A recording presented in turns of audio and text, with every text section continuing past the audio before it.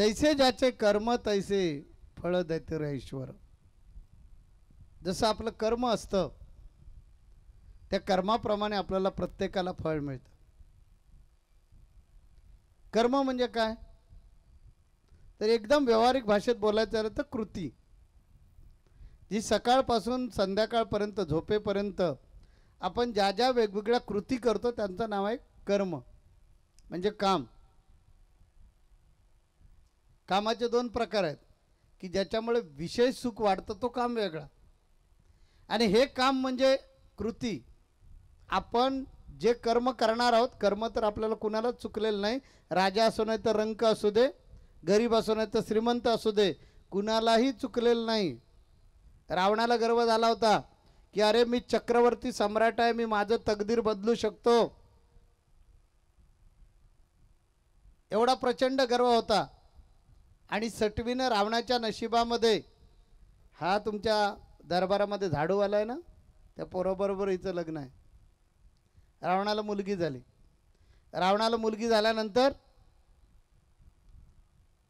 रावणानं ब्रह्मदेवाला, कारण ब्रह्मदेव सगळे 33 कोटी देव रावणाच्या बंदीशाळेमध्ये होते ना, ब्रह्मदेव पुरोहिताचं म्हणजे ब्राह्मणाचं काम करायचा रावणाच्या घरी, वायुदेव कचरा काढायचा, पाणीदेव म्हणजे जलदेवता पाणी भरायच्या.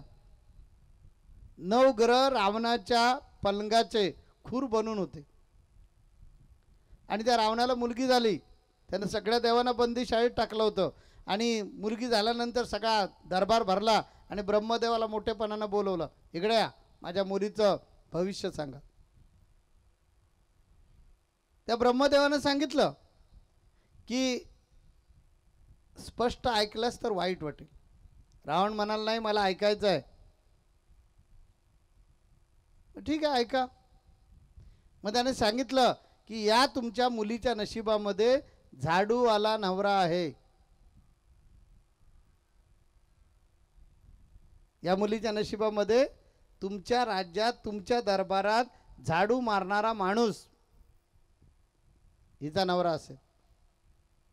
रावणाला राग येतो, मी चक्रवर्ती सम्राट, माझ्याकडे विमान आहे, बाकी कुणाकडेही विमान नाही आहे, माझी लंका सोन्याची आहे, हे 33 कोटी देव माझे मांडलिक झालेले आहेत, आणि माझ्या मुलीच्या नशिबामध्ये हा ब्रह्मदेव असं लिहितो.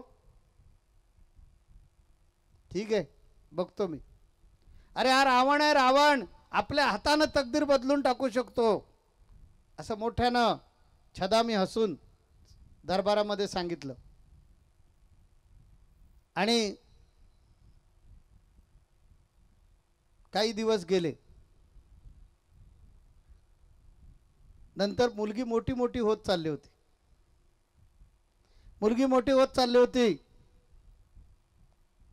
मुलीच्या लग्नाचा स्वयंवर मांडायचा. मुलीच्या लग्नाचा स्वयंवर मांडायची वेळ आली. ब्रह्मदेवाने हळूच सांगितलं, महाराज ही जी मुलगी आहे ना, मी विधी लिखित आहे, म्हणजे मी विधी आहे आणि मी केलेलं लिखाण कधीही चुकत नाही, फजिती होईल म्हणून तुम्हाला सांगतो. हा तुमच्या दरबारामध्ये झाडूवाला आहे ना, त्या पोराबरोबर हिचं लग्न आहे. रावणाला राग येतो, त्या मुलाला पकडला जातो आणि सैनिकाला सांगितलं जातं याचा छिरच्छेद करून टाकून द्या त्याला. त्या पोराला उचलला जातो आणि समुद्रकिनारी घेऊन जातात आणि त्याच्या पायाचा अंगठा तोडला जातो. जे तोडायला घेऊन जातात, त्याला कापायला घेऊन जातात, त्यांना दया येते. तो मुलगा म्हणतो मला कुठेही नेऊन टाका, पण मी परत येणार नाही ह्या दरबारात, पण मला मारू नका. त्याची दया येते. दया आल्यामुळे त्या सरदारांना बुद्धी होते आणि त्याच्या पायाचा अंगठा कापतात आणि त्याला फेकून देतात. आणि तो पायाचा अंगठा आणून रावणाला दाखवतात, हे बघा ह्याला धडा वेगळा करून टाकलाय त्याचा. रावण खुश राहतो. मुलगी वाढतच असते, वाढतच असते, वाढतच असते.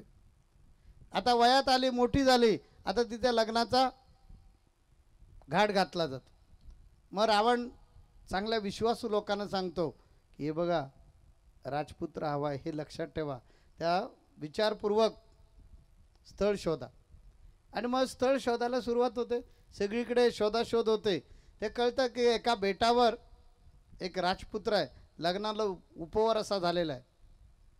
म्हणून आता राजपुत्र आहे म्हटल्यानंतर मागचा पुढचा विचार केला जात नाही आणि मुलीचं लग्न रावणाच्या होतं त्या राजपुत्राबरोबर. आणि रावण खुश. त्याला गर्व का असतो की मी विधीचं लिखित, विधी म्हणजे ब्रह्मदेव, ब्रह्मदेवानं लिहिलेला ब्रह्मलिका बदललाय, एवढा मी चक्रवर्ती सम्राट रावण आहे. मी ब्रह्मदेवाचं सुद्धा वाक्य बदलून टाकू शकतो. त्यामुळे मोठा दरबार भरला. 33 कोटी देवांना बंदी शाळेतनं बाहेर काढले आणि देवांच्या समोर ब्रह्मदेवाचा अपमान करायचा हे रावणानं ठरवलं होतं. आणि दरबार भरला. इकडे सगळे ते राक्षस, इकडे देव बसलेत. रावण उच्चासनावर बसलेला आहे आणि रावणानं सांगितलं की देव हो, आपल्या संस्कृतीमध्ये असं सांगितलेलं आहे की विधीनं लिखाण करावं आणि ते बदलत नाही. पण मी चक्रवर्ती सम्राट आहे. मी माझ्या हातानं माझ्या मुलीचं भविष्य बदललेलं आहे. हे ब्रह्मदेव तत्ववेत्ता यांनी म्हणाले होते माझ्या मुलीच्या नशिबामध्ये झाडूवाला नवरा आहे, पण मी चक्रवर्ती सम्राट आहे, चक्रवर्ती सम्राट. मी माझ्या मुलीचं भविष्य बदललं की नाही? काय ब्रह्मदेव? आणि ब्रह्मदेवाकडे बघितलं रावणानं. ब्रह्मदेव हसले. हसल्यानंतर रावणानं विचारलं तुम्ही हसलेत का? मग ब्रह्मदेव सुद्धा उफाळून आले आणि म्हणाले हे रावणा लक्षात ठेव, हे विधी लिखित आहे आणि ते कधीच बदलू शकत नाही. ज्याला तू राजपुत्र समजतोय त्या तुझ्या जावयाला विचारतो कोण आहे तो. रावणाची धुंदीच उतरली, कारण त्या जावयानं सांगितलं होय मामाजी, तोच मी झाडूवाला की जो तुमच्या दरबारामध्ये मी कचरा काढत होतो आणि मला अचानकपणे तुम्ही पकडलं, माझी काही चूक नसताना, आणि का पकडलं तेही मला माहिती नाही, आणि उचलून मला बळी देण्यासाठी सरदारांना आज्ञा केलीत. मी गायावाय केली, रडलो. त्यांना दया आली आणि त्यांनी माझ्या पायाचा अंगठा तोडला आणि तुम्हाला दरबारात आणून दाखवला. आणि मी रक्तबंबाळ अवस्थेत मला तिथेच टाकून गेले.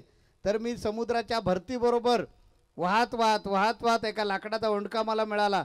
वाहत वाहत वाहत मी या बेटाला लागलो आणि तिथे कोळ्यांना मी सापडलो.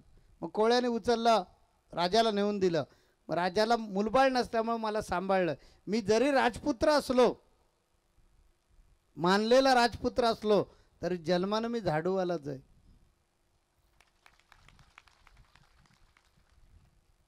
लक्षात घ्या, जे जे आम्ही करतो ते पुसलं जात नाही आणि त्यामुळे विचारपूर्वक जीवन जगा.